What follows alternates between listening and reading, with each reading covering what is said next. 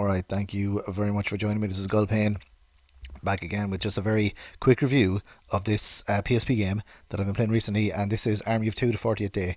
So, when I saw this first, I thought it was going to be just a port of like the PS3, Xbox 360 game, but then I realized, wait a minute, it can't be a port because it's the old PSP, so it would have to be like a PS2 style.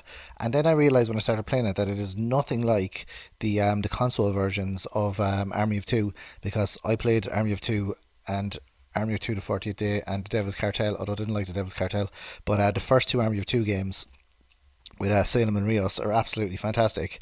Whereas obviously the Devil's Cartel is not great because it doesn't have Salem and Rios in it. But yeah, first Army 2 is great. This one is really different than the Army 2 games. So the Army 2 games are like third person action shooters. They're co-op elements. The co-op elements are fantastic. Really good sort of like two player couch co-op game. Whereas this PSP version, if it is co-op, it must be like over wireless, and I've never actually done that in my life, so I don't know. I don't know if it's any good. But this one is it kind of so you suppose you describe this as like a top-down shooter, but the camera does kind of alternate behind the characters as well, but the way you fire or the way the gameplay in this is very strange. So you move the character around with the on the PSP with the directional pad or the little disc thing, and then each of the four buttons, square, triangle, X, and circle, fire in a different direction. So depending on what sort of way the camera is oriented, basically the fire, the bullets go in a different direction. So it's kind of strange to kind of get used to it.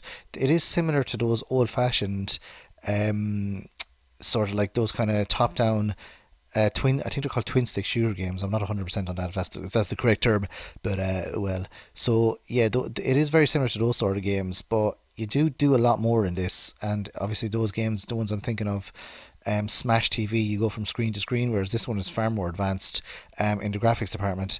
It does look really good, and the missions are fine, but they're very much mission based as opposed to sort of like, I don't know, like not an open world, but it's very level based. You do the level, get to the end of the level, do what you're supposed to do, plant bombs, etc., or talk to the main protagonist, or the sorry, not the main protagonist.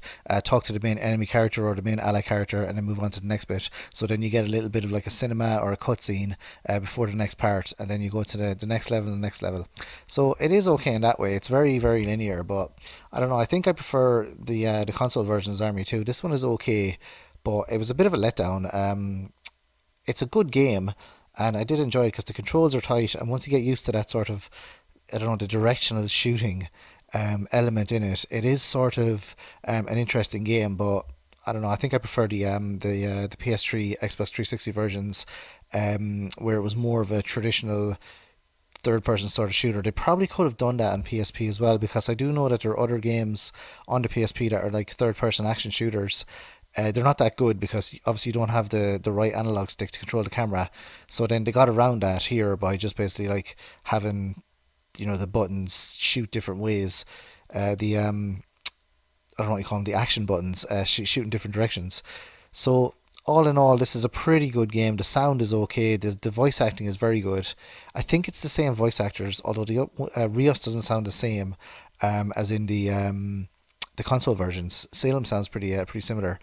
But yeah, the sound is okay. The graphics are okay as well. The little stories are fine. There is a little choice element in it as well, where you can basically choose to like kill characters, to fulfill your contract, other characters, or else you can let them go. But then it doesn't really seem to matter because some of them seem to end up getting killed anyway, regardless of the choice that you make. So Army of Two: The 40th Day PSP, it's okay, not great. Thank you very much for joining me for this very quick review, and I will see you guys in the next video. Adios. Murray, you read me? I'm still here.